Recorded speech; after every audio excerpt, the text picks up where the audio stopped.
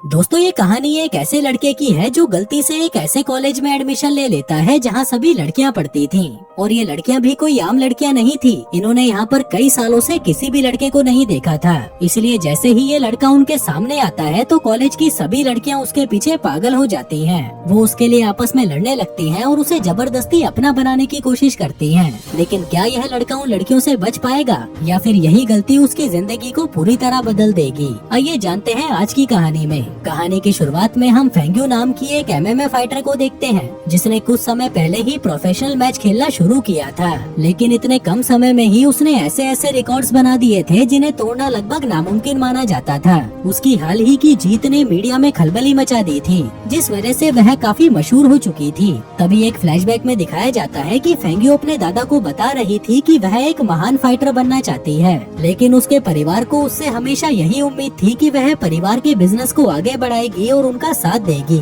यही वजह थी कि जब उसने एमएमए फाइटर बनने का फैसला किया तब उसके दादाजी उससे काफी नाराज हो गए थे। वहीं दूसरी तरफ हम मैंग नाम के एक जवान लड़के को देखते हैं जो मकाओ में रहता था। उसके दो छोटे भाई बहन थे जो अभी स्कूल में पढ़ रहे थे। उनकी माँ उन्हें बहुत पहले छोड़कर जा चुकी थी और उनके पिता का भी निधन हो चुका था, इसलिए अब उन दोनों की सारी जिम्मेदारी मैंग के कंधों पर थी। उसके छोटे भाई को टीवी पर एमएमए फाइट्स देखना बहुत पसंद था और उसकी सबसे पसंदीदा फाइटर फेंग्यू ही थी। हम देखते हैं कि अपने भाई बहन की जरूरतें पूरी करने के लिए मैंग को कॉलेज छोड़ना पड़ा था और अब वह एक रेस्टोरेंट में डिलीवरी बॉय का काम करता था। हालांकि वह अपनी पढ़ाई दोबारा शुरू करना चाहता था और एक अच्छी स्कॉलरशिप के साथ किसी कॉलेज में एडमिशन पाने की पूरी कोशिश कर रहा था। फिर एक दिन उसे एक मार्शल आर्ट इंस्ट्रक्टर के लिए खाना डिलीवरी करने का ऑर्डर मिलता है। यह काम थोड़ा सा मुश्किल था क्योंकि जिस जगह पर खाना पहुंचाना था वो रेस्टोरेंट से करीब 20 मिनट की दूरी पर था, लेकिन कस्टमर खाना 15 मिनट से भी कम समय में चाहता था। और यहीं पर हमें पता चलता है कि मैंग कितना तेज और होशियार लड़का है। उसे शहर की लगभग हर गली का हर शॉर्टकट याद था। उसे अच्छी तरह पता था कि कहां से कहां सबसे जल्दी पहुंचा जा सकता है। इसी वजह से वह अपना समय बचाते हुए तेजी से अपने मंजिल की ओर बढ़ने लगता है। लेकिन तभी रास्ते में उसे एक गरीब बुजुर्ग महिला दिखाई देती है जो सड़क के किनारे फल बेच रही थी। उसका ठेला कंट्रोल से बाहर होकर आगे बढ़ रहा था और वह उसे रोकने की बहुत कोशिश कर रही थी, पर तभी फेंग्यू वहाँ पर पहुँच जाती है और उस ठेले को रोकने के लिए जोर से एक किक मारती है, जिससे ठेला तो रुक जाता है लेकिन नुकसान और बढ़ जाता है। वो ठेला टूट जाता है और सारे फल सड़क के किनारे बिखर कर खराब हो जाते हैं। यह देखकर मैंग उससे कहता है कि तुम्हें उस औरत से माफी मांगनी चाहिए, लेकिन फेंग्यू माफी मांगने की बजाय उसे नुकसान के पैसे दे देती है और चुपचाप वहाँ से चली जाती है। वहीं उसकी ये हरकत देखकर मैंग काफी नाराज हो जाता है, पर फिर वह अपना खाना डिलीवर करने के लिए आगे बढ़ जाता है। उधर फेंग्यू अपने पुराने मार्शल आर्ट गुरु से मिलने जाती है। वह उन्हें बताती है कि मेरे परिवार वाले मुझ पर एमएमए छोड़ने का दबाव डाल रहे हैं और वह चाहते हैं कि मैं उनके बिजनेस में शामिल हो जाऊं, जिस पर उसका गुरु कहता है कि जो तुम्हारा दिल कहे तुम वही करो। और फिर कुछ देर तक सोचने के बाद फेंग्यू फैसला करती है कि चाहे कुछ भी हो जाए वो अपनी फाइटिंग करियर को जारी रखेगी। दूसरी तरफ मैंग को उसकी पढ़ाई पूरी करने के लिए दूसरे शहर जाने का मौका मिल जाता है, जिसमें उसका मालिक भी उसकी काफी मदद करता है। वह उसे एक नई जगह पर डिलीवरी बॉय की नौकरी दिला देता है, उसे रहने के लिए कमरा देता है और जरूरत का सामान खरीदने के लिए कुछ पैसे भी दे देता है। फिर अगले सीन में मैंग अपने भाई बहन के साथ नए घर में रहने पहुंचता है। ये घर ज्यादा अच्छा तो नहीं था और पड़ोसी भी कुछ खास नहीं थे, लेकिन उसके छोटे भाई बहन उस जगह को देखकर बहुत खुश हो जाते हैं, जिसे देखकर मैंग भी मुस्कुराने लगता है। फिर घर को ठीक करते समय वह एक ड्रॉर पर अपनी और अपने गुरु की एक फोटो रखता है, जिस फोटो को देखकर हमें पता चलता है कि वह पहले बॉक्सिंग सीखा करता था, लेकिन अपने गुरु की मौत के बाद उसने बॉक्सिंग छोड़ दी थी। फिर अपने भाई बहन को स्कूल भेजने के बाद वह अपनी नई नौकरी पर जाता है और फिर पहली बार अपने नए कॉलेज में पहुंचता है। यह शहर का सबसे फेमस स्पोर्ट्स कॉलेज था, जिसकी खास बात यह थी कि पिछले साल तक यह पूरी तरह लड़कियों का ही कॉलेज था, लेकिन अब पहली बार इस कॉलेज में लड़कों को भी एडमिशन दिया जा रहा था और मैंग उन शुरुआती लड़कों में से एक था। लेकिन कॉलेज के अंदर पहुंचते ही वो हैरान रह जाता है। उसे चारों तरफ सिर्फ लड़कियां ही नजर आ रही थी और उनके बीच में वह अकेला लड़का था। एक पल के लिए तो उसे लगा कि शायद उसने कॉलेज का नाम गलत पढ़ लिया है, क्योंकि उसे तो यहाँ पर कोई भी लड़का दिखाई नहीं दे रहा था। तभी अचानक वह एक ऐसी लड़की से टकरा जाता है जो कि दूर से दिखने में बिल्कुल लड़के जैसी लगती थी। उसका नाम जाओमी था और उसे बॉक्सिंग के साथ साथ स्केटिंग का भी काफी शौक था। लेकिन मैंग उसे लड़का समझ बैठता है और उसे कहता है कि यार इस कॉलेज की लड़कियाँ कितनी मस्त हैं, क्या तू इनमें से किसी लड़की के साथ इंटीमेट हुआ है? वो कहती है कि नहीं, मुझे लड़कों के साथ इंटीमेट होना पसंद नहीं है। जो कहकर वो एक गुलाबी क्लिप निकालती है और उसे अपने बालों में लगा लेती है। तभी ये देखकर मैंग समझ जाता है कि वह एक लड़की है। वह तुरंत शर्मिंदा होकर उससे माफी मांगता है, जबकि जाओमी हंसते हुए अपने स्केटबोर्ड पर वहाँ से निकल जाती है। उधर दूसरी तरफ हम कॉलेज के प्रिंसिपल और मिस्टर वांग नाम के एक टीचर को देखते हैं जो काफी परेशान थे। दरअसल इस कॉलेज में 10 लड़कों ने एडमिशन लिया था, लेकिन जब वो कैंपस में आए तो सभी लड़कियां उन पर ऐसे टूट पड़ी जैसे वो उनका ही इंतजार कर रही थी, जो देखकर उन लड़कों की फट गई और वो सभी कॉलेज छोड़कर भाग निकले, सिवाय इस मैंग को छोड़कर, क्योंकि उसे ये नहीं पता था कि इस कॉलेज की लड़कियां कितनी प्यासी हैं। और मैं यहाँ पर पानी के प्यास की बात बिल्कुल नहीं कर रहा। तभी कॉलेज का प्रिंसिपल मिस्टर वोंग को आदेश देता है कि किसी भी कीमत पर ये लड़का कॉलेज छोड़कर नहीं जाना चाहिए, चाहे सभी लड़कियां मिलकर इसके कपड़े ही क्यों न फाड़ दें, लेकिन ये लड़का इस कॉलेज में ही रहना चाहिए। अगर इस कॉलेज को आगे बढ़ाना है तो यहाँ पर लड़कों का होना बहुत जरूरी है। वहीं बाहर सभी लड़कियां मैंग को देखकर पागल होना शुरू हो जाती हैं। कोई उसका रास्ता रोकती है तो कोई उसे पीछे से दबोचने लगती है, क्योंकि वो सभी अब मैंग के साथ इंटीमेट होना चाहती थी। वहीं एक लड़की तो जाओमी के साथ बहस करने लग जाती है कि मैंग के साथ पहले कौन इंटीमेट होगा, जबकि जाओमी को तो लड़के पसंद भी नहीं थे। लेकिन वहीं मैंग उन लड़कियों को देखकर घबरा जाता है और वहाँ से भाग जाता है। आगे जब वह कॉलेज में इधर उधर घूम रहा था, तभी अचानक उसकी मुलाकात फिर से फेंग्यू से हो जाती है। उसे देखते ही वह मकाऊ वाली घटना को याद करता है और तुरंत उसे पहचान जाता है। इसी दौरान फेंग्यू गलती से अपने बैग की वजह से उसके हाथ पर चोट लगा देती है, लेकिन फिर माफी मांगने की बजाय वह उसे इलाज करवाने के लिए पैसे देने लगती है, जो देखकर मैंग और भी ज्यादा गुस्सा हो जाता है। वह कहता है कि मुझे पैसे नहीं चाहिए, बस मुझसे माफी मांगो। लेकिन फेंग्यू के लिए माफी से ज्यादा आसान पैसे देना था। फिर जाते जाते मैंग उसे सन की लड़की कहकर जाता है, जो सुनकर फेंग्यू को अपने बचपन की एक घटना याद आ जाती है। और तभी एक फ्लैशबैक से हमें पता चलता है कि उसने उस बुजुर्ग महिला का ठेला किसी बुरी नियत से नहीं रोका था।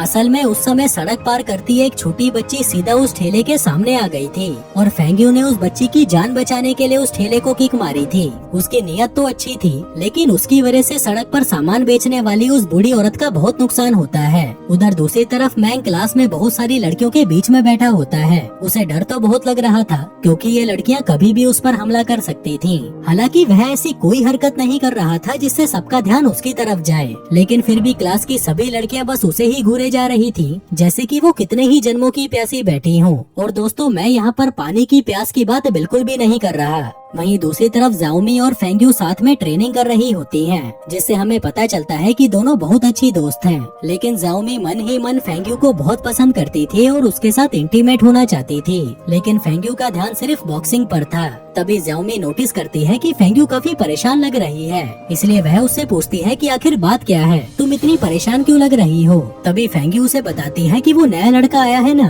उसने मुझे काफी परेशान करके रखा है। फिर रात को फेंग्यू घर पर बैठी मैंग के बारे में ही सोच रही थी और तभी कहानी फिर से फ्लैशबैक में चली जाती है। जब फेंग्यू पैदा हुई थी तब उसके माता पिता कभी यह स्वीकार ही नहीं कर पाए कि उनकी बेटी हुई है, क्योंकि उन्हें हमेशा से ही एक लड़का चाहिए था। इसलिए बचपन से ही उन्होंने उसके साथ एक लड़के जैसा व्यवहार किया। उसे लड़कों जैसे कपड़े पहनाए जाते थे और यहाँ तक कि उसे बाल बढ़ाने की भी परमिशन नहीं दी जाती थी, जिस वजह से उसको कई सालों तक तो यही लगता रहा कि वो एक लड़का है। लेकिन जब उसके छोटे भाई का जन्म हुआ तब उसके बाद ही उसके माता पिता का व्यवहार बदला और वे उसे लड़कियों की तरह रहने की परमिशन देने लगे, जिससे फेंग्यू भी बहुत खुश हो गई और एक गिफ्ट लेकर उस लड़की के पास गई जिससे वह बहुत पसंद करती थी। लेकिन उस लड़की और उसके दोस्तों को तो यही लगता था कि फेंग्यू एक लड़का है, पर जब उन्हें सच्चाई पता चली तो वे उसका मजाक उड़ाने लगे और उसे पागल और सनकी कहकर चिढ़ाने लगे। यह घटना फेंग्यू के दिल पर गहरी छाप छोड़ गई और यही वजह थी कि आज भी उसे कई बार लोगों को समझने और खुद को समझने में परेशानी होती है।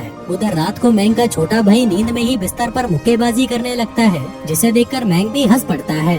लेकिन तभी उसे याद आता है कि आज मैंग की जिस लड़की फेंग्यू के साथ लड़ाई हुई थी, उस लड़की को उसका छोटा भाई बहुत पसंद करता है। लेकिन फिर अगले ही पल उसे याद आता है कि फेंग्यू की आंखें बिल्कुल उसकी माँ की आंखों जैसी है, जो सोचकर उसे और भी ज्यादा गुस्सा आने लगता है। फिर अगले दिन कॉलेज में वापस से सभी लड़कियां मैंग को परेशान करने लगती है। कोई उसे किस करना चाहती थी तो कोई उसके साथ अभी के अभी सुहागरात मनाना चाहती थी, जिस वजह से उसका पढ़ाई में बिल्कुल भी मन नहीं लग रहा था। वहीं दूसरी तरफ मिस्टर वांग और प्रिंसिपल काफी खुश थे, क्योंकि उन लड़कियों के इतना परेशान करने के बाद भी मैंग अभी तक इस कॉलेज में टिका हुआ था। लेकिन उन्हें ये नहीं पता था कि मैंग भी इस कॉलेज को छोड़ने का मन कब का बना चुका है, क्योंकि वो यहाँ पर पढ़ाई करने आया था, न कि बाप बनने। वह सोचता है कि चाहे मुझे कम स्कॉलरशिप में ही काम क्यों न चलाना पड़े, लेकिन मैं इस कॉलेज में बिल्कुल भी नहीं पढ़ूंगा। लेकिन इस कॉलेज की सबसे खास बात यह थी कि इसमें अलग अलग तरह के स्पोर्ट्स क्लब बने हुए थे और यहाँ के ज्यादातर स्टूडेंट्स अपना वक्त पढ़ाई से ज्यादा उन स्पोर्ट्स क्लब में बिताते थे। यहाँ उनके स्किल्स को बेहतर किया जाता था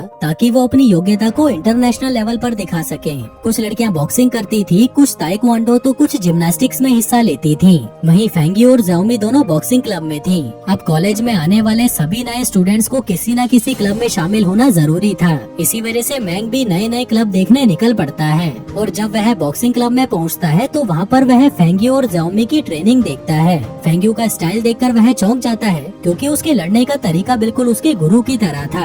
एक पल के लिए तो उसे लगता है कि शायद फेंगी ने भी उसके गुरु से ही ट्रेनिंग ली होगी, लेकिन फिर वह इस बात पर ज्यादा ध्यान नहीं देता। वहीं अलग अलग क्लब की लड़कियां मैंग को अपने क्लब में शामिल करने के लिए मरी जा रही थी, जिस दौरान वो आपस में ही लड़ने लग जाती हैं और कहती हैं कि मैंग सिर्फ मेरा है और मैं ही उसके साथ सुहागरात मनाऊंगी। इसलिए उनसे बचने के लिए मैंग एक ऐसा क्लब चुनता है जिसमें कोई दिलचस्पी नहीं ले रहा था और वह स्विमिंग क्लब को ज्वाइन कर लेता है। जिसके बाद वो पूल के पास जाता है और कोच के आने का इंतजार करते हुए पूल में छलांग लगा देता है। लेकिन फिर थोड़ी ही देर बाद वह देखता है कि पूल में पानी से ज्यादा मछलियां तैर रही थीं। तभी एक औरत उसे बताती है कि कम सदस्य होने की वजह से स्विमिंग क्लब बहुत पहले ही बंद हो चुका है और अब इस स्विमिंग पूल का इस्तेमाल मछलियां पालने के लिए किया जाता है। यह सुनकर मैंग और भी निराश हो जाता है, जिसके बाद वो पक्का फैसला कर लेता है कि अब तो वह इस कॉलेज को छोड़ ही देगा और दूसरा कॉलेज ज्वाइन कर लेगा, चाहे उसे वहाँ पर ज्यादा पैसे ही क्यों न देने पड़े। लेकिन यह सुनते ही मिस्टर वोंग उससे भीख मांगने लगते हैं कि प्लीज ये कॉलेज छोड़कर मत जाओ।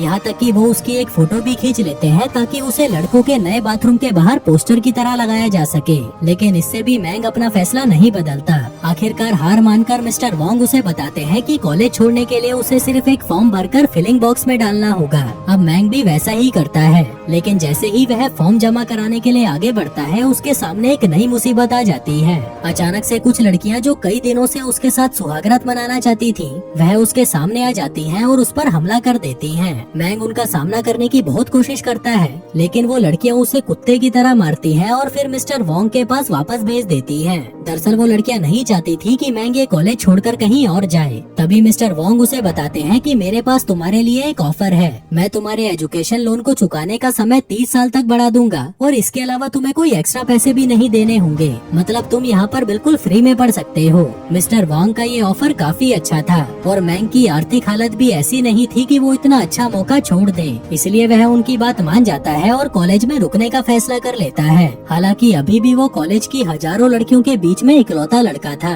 इसके बाद वह अपने कपड़े बदलने के लिए बाथरूम में जाता है, लेकिन गलती से वो लड़कियों के बाथरूम में घुस जाता है। तभी उसके सामने बिना कपड़ों के फेंगी आ जाती है और मैंग को वहाँ देखकर वो उसके प्राइवेट पार्ट पर एक जोरदार लात मारती है। इसके बाद हम जाओमी, फेंगी और उनकी एक दोस्त को आइसक्रीम पार्लर में बैठे हुए देखते हैं, जहाँ वो स्ट्रॉबेरी फ्लेवर की आखिरी आइसक्रीम को लेकर बहस कर रही थी कि उन तीनों में से वो आइसक्रीम कौन खाएगा। उधर दूसरी तरफ मैंग एक बार फिर से खाना डिलीवर करने जा रहा होता है, पर तभी उसकी नजर कुछ लड़कों पर पड़ती है जो एक छोटे बच्चे को परेशान कर रहे थे। मैंग उस लड़के को वहाँ से भगाने में मदद करता है, लेकिन बदले में वो लड़के उसी को ही घेर लेते हैं। वो उसे उठाकर एक पार्क में ले आते हैं और उसे धमकाने लगते हैं, पर तभी वहाँ पर वो लड़कियां भी पहुँच जाती हैं और इस मामले को बातों से सुलझाने की कोशिश करती हैं। लेकिन जब सामने वाले लड़के नहीं मानते तो उनमें लड़ाई शुरू हो जाती है और एक लंबी और मजेदार फाइट के बाद वो लड़कियां और मैंग मिलकर उन्हें वहाँ से भगा देते हैं। मैंग उन लड़कियों का बहुत शुक्रिया करता है और इस हादसे के बाद से वो तीनों काफी अच्छे दोस्त बन जाते हैं,